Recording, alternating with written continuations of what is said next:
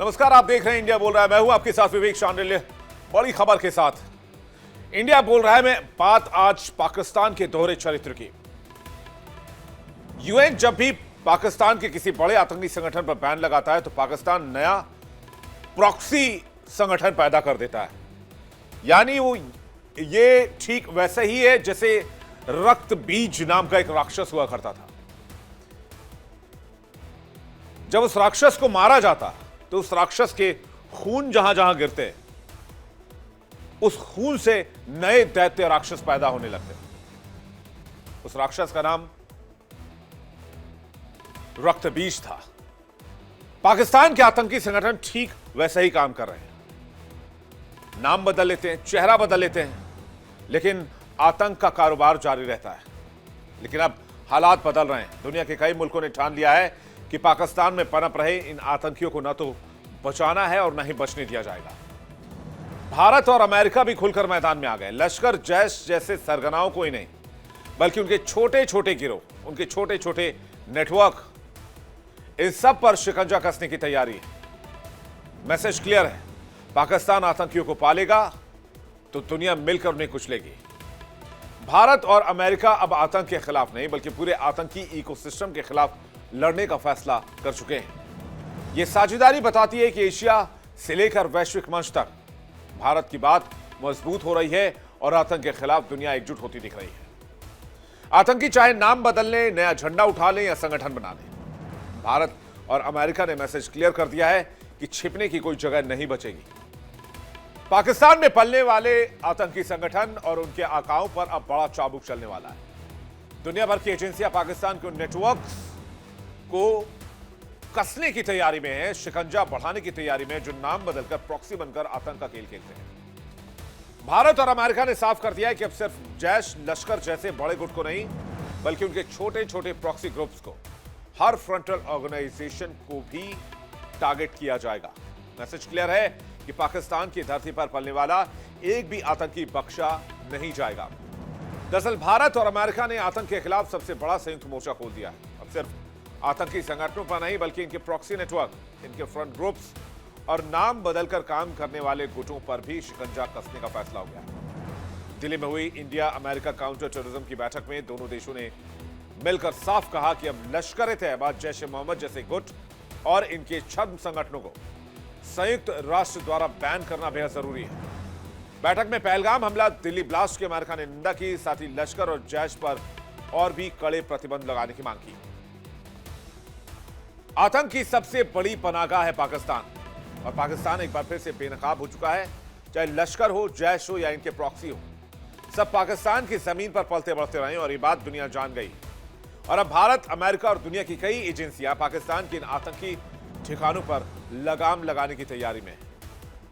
आतंक को पनाह दिया तो सजा भुगतनी होगी। पाकिस्तान में एक दो नहीं बल्कि 150 से ज्यादा आतंकी संगठन पल रहे हैं। जैसे कुछ नाम मैं आपको बताना चाहूंगा। लश्कर-ए-तैयबा, हालांकि इसे बैन किया गया, एक बैंड संगठन है। पाकिस्तान हमेशा कहता है कि इसे हमने बैन किया हुआ है। Jaish-e-Mohammed, JeM, Haqqani network, Islamic State Khorasan, ISIS-K, जमात-उद-दावा, लश्कर-ए-झांगवी, सिपाही साहबा पाकिस्तान, ये ईरान, सिपाही साहबा ईरान वाले बॉर्डर पर ये उत्पात करते हैं और ईरान में टेररिज्म और आतंक फैलाने का आरोप इन पर लगता है। सिपाही मोहम्मद पाकिस्तान, लश्कर-ए-झांगवी, इसके अलावा दाइश, जमात-उल-अहरार, पीपल्स अमन कमेटी। पाकिस्तान में कुल 150 से ज्यादा आतंकवादी संगठन सक्रिय हैं, ऐसा दावा किया जाता है। अमेरिका अच्छी तरह से इस बात को जानता है। आतंक की असली कमान, असली कीमत किसके हाथ में है और कौन इसे प्रॉक्सी की तरह इस्तेमाल कर रहा है। और यही वजह है कि अब भारत के साथ मिलकर उन आतंकी नेटवर्क्स पर वार होने जा रहा है जो दुनिया को अस्थिर करने आए हैं। क्योंकि अब टेररिज्म बर्दाश्त से बाहर हो चुका है। कई आतंकी मामलों में पाकिस्तान का प्रत्यक्ष रूप से संबंध रहा है। 9/11 का हमला हो, आतंकी खालिद शेख मोहम्मद कराची से गिरफ्तार हुआ, पाकिस्तान से ही अलकायदा के नेटवर्क को ऑपरेट करता था। हमलों की योजना, फंडिंग में पाकिस्तान का नाम सामने आया। पाकिस्तान से हमलावरों को हजारों डॉलर भेजे गए थे। ओसामा बिन लादेन को 2011 में एबटाबाद में मार गिराया गया। पाकिस्तान ने सालों तक ओसामा को पनाह दिया। इसके अलावा कई और नाम हैं जो पाकिस्तान में है, हाफिज सईद है, मसूद अजहर है, दाऊद इब्राहिम है, ये सब ड्रग्स और आतंक का खेल खेलते हैं। आतंक का अमेरिका खुद भी शिकार रहा है। 9/11 की दर्दनाक यादें अभी भी अमेरिका को डराती है और यही वजह है कि अमेरिका भारत के साथ मिलकर आतंकी नेटवर्क को जड़ से उखाड़ना चाहता है। अमेरिका खुलकर कह रहा है कि आतंक जिसने भी फैलाया, अमेरिका उसे दुनिया के नक्शे से मिटा देगा।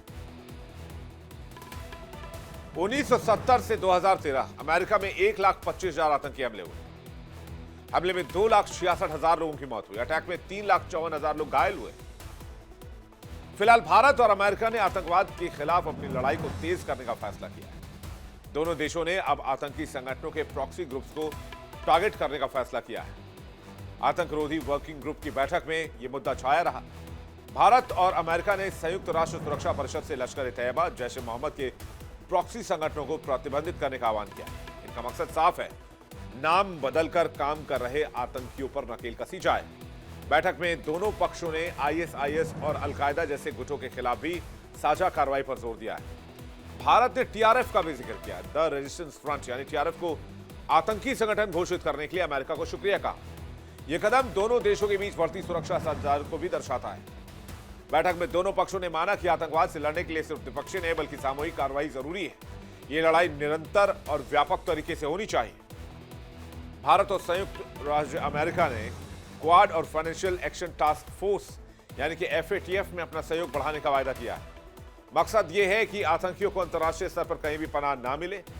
बहुपक्षीय मंचों पर यह एकजुटता उन देशों पर दबाव बनाने की में मददगार होंगे जो आतंक को पालते हैं। दोनों देश अब खुफिया जानकारी साझा करने पर भी ज्यादा काम करेंगे। तो जाहिर सी बात है, पाकिस्तान के अंदर बेचैनी बढ़नी तय है और अब तो यूएन में मुनीर के खिलाफ भी आवाज उठ रही है।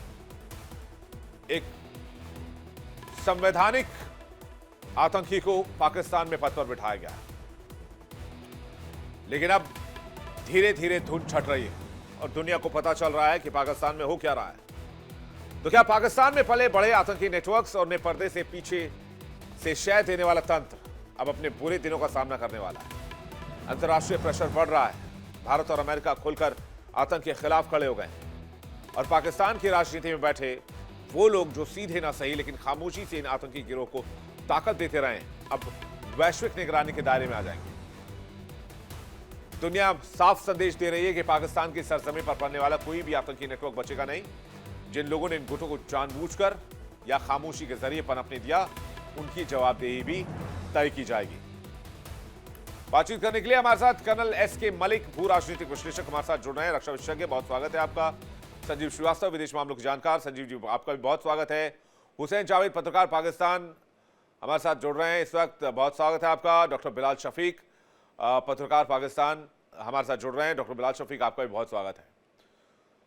तो जावेद जी और बिलाल शफीक जी से मैं पहले सवाल पूछ लूं कि उनका क्या टेक है ये जो फैसला लिया गया है और यूएन में जो पाकिस्तान में जो बैंड टेररिस्ट ऑर्गेनाइजेशन है जैसे कि जैश-ए-मोहम्मद या फिर इसके अलावा जो बाकी जो आतंकी संगठन है, उनके प्रॉक्सीज को लेकर अब सवाल उठाए जा रहे हैं कि बैन तो कर दिए जाते हैं लेकिन अपने प्रॉक्सीज के जरिए अपना काम करते रहते हैं।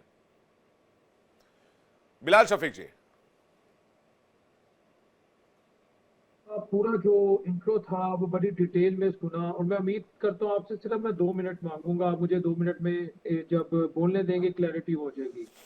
आपने कहा यहाँ पर बहुत सारी तंजीमों का जिनका मैंने आज तक पाकिस्तान में नाम नहीं सुना। मैंने क्या, बल्कि किसी भी जो ऑब्जेक्टिविटी पर बिलीव करने वाले जर्नलिस्ट से आप पूछेंगे, वो इन चीजों पे बिलीव नहीं करेगा जो कुछ आपने कहा कि पता नहीं हिजबुल हरार तो फलाना ये वो आपने जो 10 तंजीमों के नाम लिए, वो तो बिलाल साहब आप शरीफ आदमी होंगे इसलिए आपने नाम नहीं सुना होगा। पाकिस्तान के शरीफ शहरी होंगे आप। इंडिया की सबसे बड़ी जो दहशतगर्द तंजीम है जोबन रक्षा फोर्स है, JRF, आपने कभी उस पर पाबंदी लगाने की कोशिश की? फिर हनुमान के नाम से, मैं आपके हनुमान को इतनी कर रहा, लेकिन हनुमान हिंदुत्व फोर्स जो मुसलमानों को चौक चौराहों पे गोली मार रही है, कभी आपने उस पर बैन लगाने की कोशिश की? फिर कृष्णा वो रक्षा फोर्स, वो भी मुसलमानों का कत्लेआम कर रही है, नॉन हिंदूज का कत्लेआम कर रही है, कभी आपने उस पर बैन लगाने की कोशिश की? फिर हिंदू महासभा है, फिर बीजेपी इटसेल्फ एक टेररिस्ट ऑर्गेनाइजेशन है जिसका पॉलिटिकल विंग आपके मुल्क में लीड कर रहा है, ठीक है। आपके मुल्क में तो हर दूसरी फोर्स जो है वो दहशतगर्दी करती है। आपने पाकिस्तान में कोई मूवी देखी है, या मेरा ख्याल है आपने अभी बैठे बैठे 4 नाम, आप मुझे बताएं लश्कर तैयबा का मतलब क्या है? लश्कर तैयबा को हम जानते नहीं, कौन सी फोर्स है जो आपने बना दी है? मैं तो हैरान हूं, मैं बल्कि कहूंगा लानत है लश्कर तैयबा को आप सपोर्ट कर रहे हैं? और बहुत सुने, मैं कहूंगा लानत है उन पाकिस्तानी साथियों में तो कहेगा लश्कर तैयबा पाकिस्तान बेस्ड है। हमें पता ही नहीं है कौन सी तंजीम है। हुसैन जावेद जी को आवाज नहीं जा रही है, पीसीआर प्लीज चेक कीजिएगा। नहीं, आप लश्कर तैयबा को क्या मानते हैं आप? मैं कहता हूं उस पाकिस्तानी सहाफी को मेरे सामने लाओ जो कहता है ये तंजीमें पाकिस्तान में है। पता नहीं आप किन जाहिलों को उठाते हैं, मैं तो जानते नहीं तंजीमों को। और अगर आपको अमेरिका की अगली बात सुनने, लास्ट बट नॉट लीस्ट, अगर आपको अमेरिका पर मान है ना कि अमेरिका ने, आपको तो मेरे सामने कहा नहीं है, अमेरिका ने कहा है कि इंडिया की डेड इकोनॉमी है, वो आप मानते हैं? वो नहीं मानते। अमेरिका ने कहा कि इंडिया के 8 जहाज गिरे हैं, वो आप मानते हैं? वो नहीं मानते। अमेरिका जो है वो जो ट्रंप है वो, अरे आराम से भाई साहब, कलेजा फट के बाहर आ जाएगा, धीरे धीरे रिलैक्स। अभी कार्रवाई नहीं होने जा रही, अभी कार्रवाई नहीं, देखिए इतना बनाई है खुद ही। अरे भाई साहब बन गया खुद ही, खुद ही जज बन गए, खुद ही पुलिस वाले बन गए। हमने कोई आप पे हमला थोड़ी कर दिया, सवाल ही तो पूछा है, सवाल पूछा, आप आराम से बात कीजिए ना। अरे आराम से बात कीजिए ना, इतना कूदने का क्या मतलब है? अरे भाई साहब क्यों कूद रहे हैं? सुनिए मेरी बात, सुनिए, रिलैक्स। देखिए रिलैक्स, मैं ये कह रहा हूं सवाल ही तो पूछा है, आप ऐसे बौखला गए, जड़ से हत्थे से उखड़ गए आप। मैं ये कह रहा हूं, अरे मैं ये कह रहा हूं कि आपने लश्कर तैयबा का नाम नहीं सुना है? बाइडेन है ही कोई नहीं, आपका करैक्टर है 20 साल से बनाया हुआ। अच्छा, आपने इसका नाम सुना है, ये अलकायदा का? आपने जोबन अख्शा फोर्स का नाम सुना है? लश्कर झांगवी सुना है?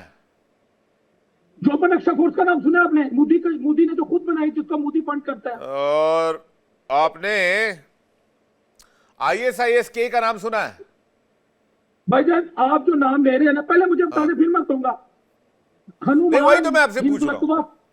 जोबन रक्षा फोर्स, कृष्णा रक्षा फोर्स, ये 3 फोर्सेज हैं जो इंडिया में किसी भी नॉन हिंदू। अच्छा, TTP का, तहरीके तालिबान पाकिस्तान का नाम सुना है? तहरीके तालिबान पाकिस्तान, वो तहरीके तालिबान पाकिस्तान नहीं, बात सुने, वो है इंडियन फितरतुल ख्वारिज है, जिन्हें आप लोग फंड करते हैं और वो हमारे मासूम पाकिस्तानियों पे हमला करते हैं।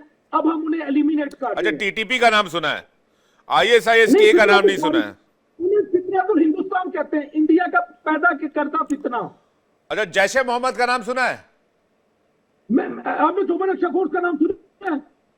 अरे मैं सवाल पूछ रहा हूं, उसका जवाब दीजिए। आप सवाल का जवाब सवाल से थोड़ी दे सकते हैं। नहीं तो आप यहाँ पर आके बैठ जाए, मैं उधर बैठ जाता हूँ, मुझसे सवाल पूछा जाता तो मैं जवाब देता, मैं सवाल पे सवाल नहीं करता। नहीं, मैं आप मुझे बता दें, आपने जोबन अख्शा फोर्स। आप भाई साहब, आप यहाँ आके बैठ जाइए, मैं उधर आके बैठ जाता हूँ, आप मुझसे सवाल कीजिए, मैं जवाब दूंगा। आप पूछे सवाल मुझसे, मैंने आपसे सवाल पूछा, आप ये सब नो में भी जवाब दे सकते हैं। आपको तो आप ऐसा उछल रहे हैं भाई साहब। हरकतुल जिहाद इस्लामी, अल कायदा इंडियन सब कॉन्टिनेंट 2016 में आया, ISIS खुरासान 2016 में आया, हक्कानी नेटवर्क 2012 में आया। अच्छा, कई ऐसे ग्रुप से, अब मैं सवाल पूछता हूं तो भाई साहब हत्थे से उखड़ गए एकदम। शफीक जी, मैंने तो कुछ कहा ही नहीं, मैं तो बस नाम पूछा कि भाई ये प्रॉक्सी ग्रुप क्या काम कर रहे हैं क्या? तो वो BJP RSS क्या, वो कोई बजरंग बली का भी नाम जपने लग गए वो। एक सेकंड रुक जाइए, मैं एक सेकंड रुक जाइए, सभी मेहमान को स्क्रीन पे लीजिएगा। मलिक जी क्या प्रॉब्लम है इन पाकिस्तानियों की? मैंने तो कुछ नहीं पूछा, मैं तो कुछ बोला भी नहीं, ये खामखा में नाराज हो गए। इसलिए कहता हूं हाथ का गन को आरसी क्या, पढ़े लिखे को फारसी क्या। विवेक जी, इंसान को इशारा ही काफी होता है। Malik sir, thank you very much for inviting me on this platform. Vivek ji, देखिए क्या होता है कि जब अपने अंदर डर होता है ना, तो आदमी उस डर को छिपाने के लिए आगे से आगे बोलना शुरू करता है, लाउड भी हो जाते हैं, चीखने चिल्लाने लग जाते हैं। जी जी जी। देखिए, पूरी दुनिया जानती है कि लश्कर तैयबा क्या है। पूरी दुनिया जानती है मसूद अजहर कौन है। पूरी दुनिया में लखवी का नाम पूरा हर किसी की, हर एजेंसी की नजर उस पे जवान पर है। और ये कहते हैं हमें कुछ नहीं पता। पता क्या होता है विवेक? विवेक क्या होता है कि जब किसी देश को कोई पॉलिसी अपनी लगानी होती है और वो डर्टी जॉब्स खुद ना कर पाए, क्योंकि देश में head of the nations can't do the dirty jobs because they have to face the criticism and they have to face the international community also. तो जब कोई गवर्नमेंट अपनी डर्टी जॉब्स नहीं करना चाहती, वो डर्टी जॉब्स या तो डीप स्टेट को देती है या पाकिस्तान जैसे कंट्री है वो टेररिस्ट को देते हैं। टेररिस्ट के आपने 150 जो ग्रुप्स का नाम लिया, मैं आपसे पूरी तरह सहमत इसलिए हो जाता हूं कि हम इतने नाम पढ़ते हैं पिछले 10 साल में कि हम नाम ही भूल गए। और ये कुछ चुनिंदा नाम हैं जो सबकी जबान पर है। देखिए, वहां पे जो एबटाबाद में कौन मिला था इनको मालूम, ये कहेंगे उसका भी नाम मुझे नहीं मालूम है। उसको तो शायद ये थोड़े दिन रह जाते तो उसको तो शायद कोई प्राइज वराइज भी दे देते। अब बात आती है कि देखिए क्या होता है कि अमेरिका और भारत की जो ये बातें चल रही हैं कि भाई हम बिल के इसकी शर्त करेंगे, ये पहली बार नहीं है। दिक्कत यहां होती है कि जब अपने अपने इंटरेस्ट के हिसाब से विवेक डेफिनेशन गढ़ी जाती है। डेफिनेशन गढ़ी गई, आज तक यूएन इस बात को डिफाइन नहीं कर पाया कि टेररिस्ट को कैसे डिफाइन करे। हर कोई अपने हिसाब से, जब तक 9/11 नहीं हुआ था America good terrorist bad terrorist के उसमें जंजाल में फंसा रहता, क्योंकि उसको अपने हिसाब से डिफाइन करना था और अपने हिसाब से वो एक्टर्स उसके लिए भी कहीं ना कहीं काम कर रहे थे। यही बात आती है पाकिस्तान पे, good Taliban bad Taliban. Taliban number 1 जो उनकी फर्स्ट इनिंग्स थी उसमें इन्होंने जो भी किया, अब इनको उसी से निकल के उन्हीं के लोग जो वहां के जो लोग हैं, लोकल लोग हैं जो वहां की घाटियों में रहते हैं, आज उनको ये जो प्रॉब्लम कर रहे हैं, आज उनके पीछे पड़े हुए हैं कि जिनको तो हम खत्म करेंगे। तालिबान उनको शह दे रहा है। देखिए, जब आप सांप पालोगे पीछे तो सांप तो डसेगा डसेगा, सांप को समझ नहीं होती, ना दिमाग होता उसके अंदर। तालिबान और ये जो लोग हैं तालिबान को इस्तेमाल नहीं करना चाहा, जब इन्होंने करना चाहा तालिबान ने मना कर दिया तो तालिबान के पीछे पड़ गए। इन लोगों के पास जब पाकिस्तान आर्मी अपने कुछ डर्टी जॉब्स डायरेक्ट नहीं कर पा रही है या नहीं कर पाती है या अपने को मजबूर पाती है या उसको डर लगता है कि रिएक्शन बहुत ज्यादा हैवी हो जाएगा, तो वो क्या करती है, बहुत पुरानी पॉलिसी है इनकी। देखिए, इन्हीं के नेता बोलते थे कि हम घास की रोटी खाएंगे, इन्हीं के नेता बोलते थे कि हम 1000 साल तक लड़ेंगे। इनके जब स्टेट पॉलिसी के अंदर टेररिज्म आ जाता है तो वहां का तो देखिए, वहां एक आम बच्चा भी यही फिर मारने काटने की बात करेगा। ऊपर से इनकी शिक्षा व्यवस्था देखिए, इनकी शिक्षा जो मौलवी आधारित शिक्षा है वो देखिए क्या सिखाएगी आपको। वो सिखाएगी कट्टरवादिता, धर्मांधता। और धर्मांधता को बच्चे, जो छोटे छोटे बच्चे हैं, 4-4 साल के बच्चे जो मदरसे में जाते हैं, देखिए मदरसे की कोई दिक्कत नहीं है, दिक्कत है वो शिक्षा व्यवस्था की। वो मौलवी हासिल क्या हुआ? हासिल कुछ नहीं हुआ। इन्होंने दुश्मन बनाया, ईरान को भी दुश्मन बनाया, भारत को भी दुश्मन बनाया, दुनिया भर में दुश्मन बनाए और अंदर तो जो दुश्मन पैदा किए वो किए ही किए। 2025 में अभी तक जो लेटेस्ट डेटा है मलिक सर, 1971 के वॉर के बाद सबसे ज्यादा पाकिस्तानी अगर मारे गए तो 2025 में मारे गए, 25 नवंबर तक का डेटा है, 2414 लोगों की मौत हुई है और केपी और बलूचिस्तान सबसे ज्यादा प्रभावित है। क्या हासिल किया? विवेक जी आज भी खाड़ी के देशों में देख लिए, जो इनके हमरादर मुल्क जिनको वे बोलते हैं, सबसे ज्यादा क्राइम और सबसे ज्यादा अविश्वास पाकिस्तानियों पे है। ऐसा नहीं, ये ओवरनाइट नहीं हो गया।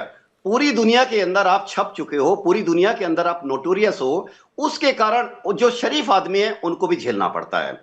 रही बात यह है कि पाकिस्तान के अंदर यह चीज क्या है, मैं विवेक उस बात पे आना चाह रहा था। अगर आप 4 साल के बच्चे से लेकर 17 साल तक उसको ब्रेन वॉश करोगे, उसको जिंदगी भर कभी नहीं आप सुधार सकते। आप किसी बच्चे को जो 20 साल से लेकर आप कोई भी शिक्षा कट्टरवाद पहनाओगे, हो सकता है उसके अंदर थोड़ी गुंजाइश है, वो आपकी बात सुन ले।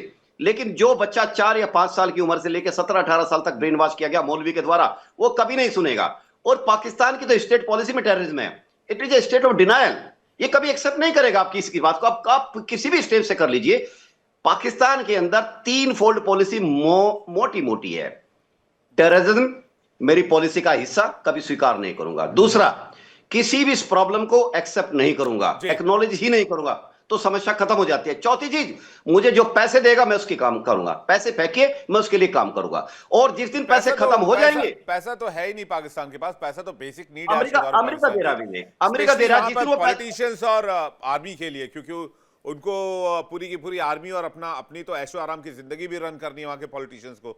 मैं संजीव जी से एक सवाल चाहूंगा कि जॉइंट ऑपरेशन भारत और अमेरिका मिलकर टेररिज्म के खिलाफ क्यों करना चाहते हैं, और खासकर पाकिस्तानी प्रॉक्सीज पर ये किस नई रणनीति पर काम हो रहा है?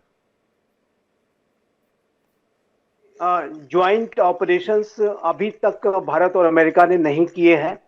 और लेकिन ये जो ज्वाइंट ऑपरेशन जब कभी भी आने वाले समय में भारत और अमेरिका करेंगे, तो फिर ये आतंकियों को किसी भी जगह पे, इवन कि पाकिस्तान की टेरिटरी में भी सर छुपाने की जगह नहीं मिलेगी, और उनको उनके जो बिलों से हम निकाल के लेके आएंगे। और ये जो भारत और अमेरिका दोनों ऐसा करने के लिए संकल्पबद्ध होते हुए नजर आ रहे हैं। और मेरा ऐसा मानना है कि जो भारत और अमेरिका के बीच की जो कंप्रेहेंसिव ग्लोबल स्ट्रेटेजिक पार्टनरशिप है, वो जो है बहुत ही मल्टी फेसेटेड रिलेशनशिप है। भारत और अमेरिका के बीच के जो संबंध है वो विश्व के दो सबसे बड़े लोकतांत्रिक राष्ट्रों के बीच के संबंध हैं, और दोनों ही राष्ट्र आतंकवाद के विक्टिम्स रहे हैं। अमेरिका में जो सबसे बड़ा जो विश्व का आतंकी हमला हुआ था, वो अमेरिका के 9/11 2001 का जो हमला था उसमें हुआ था, और उसका जो मेन मास्टरमाइंड है वो पाकिस्तान के एक मिलिट्री बेस के पास अबटाबाद नामक जगह पे पाया गया था, और अमेरिका ने उसे एक स्पेशल ऑपरेशन में उसके बिल से उसे निकाला था और उसे वहां ढेर कर दिया था। तो ये अमेरिका के पास कैपेबिलिटीज है, भारत के पास भी वो कैपेबिलिटीज है। भारत भी इस तरीके के बड़े ऑपरेशंस भारत ने भी किए हैं, जैसे कि आपने देखा कि हमने सर्जिकल स्ट्राइक कंडक्ट की, और बालाकोट की एयर स्ट्राइक कंडक्ट की, ऑपरेशन सिंदूर कंडक्ट किया। लेकिन मेरा ऐसा मानना है कि यदि भारत और अमेरिका दोनों मिलकर के कोई joint terror operation, anti terror operation को अगर करते हैं, तो फिर उसमें सफलता 100% मिलनी है, और किसी भी कीमत पर कोई भी जो वांछित आतंकी है वो बच नहीं सकता। और अमेरिका के जो हाथ हैं और भारत के जो हाथ हैं इतने लंबे हैं, इतने बड़े हैं, इतने गहरे हैं कि वो दुनिया की कोई भी जो है कुख्यात से कुख्यात आतंकी कहीं बच नहीं सकता। और देखिए, यूनाइटेड स्टेट्स ऑफ अमेरिका के बारे में अवश्य मैं कहना चाहता हूँ। यूनाइटेड स्टेट्स ऑफ अमेरिका के घर के अंदर ये एक्चुअली दिल्ली में बैठक हुई थी, और इसमें भारत और अमेरिका के बीच काउंटर टेररिज्म सीटी पर India America joint working group JWG की 21वीं बैठक थी, और 7वां डेजिग्नेशन डायलॉग भी था।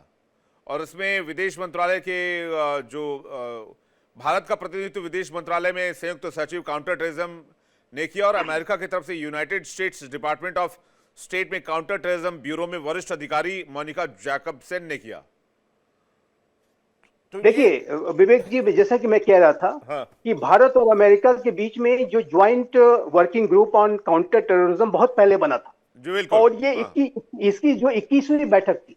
और ये जो भारत और अमेरिका के बीच का जो काउंटर टेररिज्म और इंटेलिजेंस शेयरिंग का जो कोऑपरेशन है, वो विशेष रूप से 9/11 के बाद जो जॉर्ज डब्ल्यू बुश का एडमिनिस्ट्रेशन आया, उसके बाद ये बहुत तेज गति से आगे बढ़ा है, इसमें कोई दो राय नहीं है। और भारत और अमेरिका एक दूसरे को बड़े इंटेलिजेंस शेयर करते हैं, और एक मुंबई का जो आतंकी हमला हुआ था, जो पाकिस्तान प्रायोजित आतंकवादी हमला था, उस पे उसका जो एक मेन मास्टरमाइंड तहब्बुर हसन राणा, जो कि अभी भारत लाया गया है, उसे अमेरिका ने प्रत्यर्पित भी किया है। और ये जो तहब्बुर हसन राणा है, ये भारत की जेल में है, इंडियन एजेंसीज के कस्टडी में है, इससे लगातार पूछताछ की जा रही है। और एक डेविड कोलमैन हेडली नामक एक अन्य जो अमेरिकन सिटीजन है, वो उसको मैं मानता हूं कि अमेरिका उसको भी प्रत्यर्पित करने के बारे में विचार कर सकता है। लेकिन अभी भी जो भारत का जो सबसे बड़ा आतंकी हमला था, मुंबई का जो 26/11 टेरर अटैक, उसका जो मेन मास्टरमाइंड हाफिज सईद पाकिस्तान में है। और उसके पहले भी अगर आप देखें तो मुंबई में जो अन्य जो घटनाएं हुई थी, उसका जो मेन मास्टरमाइंड दाऊद इब्राहिम अभी भी पाकिस्तान में है। और जो डी कंपनी नाम से वो एक माफिया संगठन चलाता है, आतंकवादी संगठन चलाता है, वो अभी पाकिस्तान में है। उसी के साथ साथ जैसे मोहम्मद नामक जो आतंकी संगठन है, जो अनेक भारतीय जगहों पर हमला करने के लिए जिम्मेदार था और भारत की जेलों में बंद था, क्या वो पाकिस्तान की शरण में है। और अभी देखिए, आज हम डिस्कस कर रहे हैं इस बात को, लेकिन यूनाइटेड नेशन सिक्योरिटी काउंसिल के द्वारा डिजिग्नेटेड जितने भी ग्लोबल टेररिस्ट हैं, उसमें से आधा से ज्यादा अभी भी पाकिस्तान में है। और पाकिस्तान अभी भी आतंकवाद का एपी सेंटर है, आतंकवाद का गढ़ है। जहाँ आपने कई संगठनों के नाम दिखाए, आपने हक्कानी नेटवर्क के बारे में बताया, अन्य जो संगठन है ISIS के भी अनेक जो आतंकी वहां पर ऑपरेट करते हैं। और पाकिस्तान के जो रियल रूलर्स हैं, जो पाकिस्तान की मिलिट्री है, वो आज भी आतंकवाद को अपने इंस्ट्रूमेंट ऑफ स्टेट अपने पॉलिसी के फायदे तौर के लिए पर आतंकवाद और को आतंकियों को लेकर स्ट्रेटजिक डिनायल असर्ट मोड के रूप में में इस्तेमाल जी। करती है।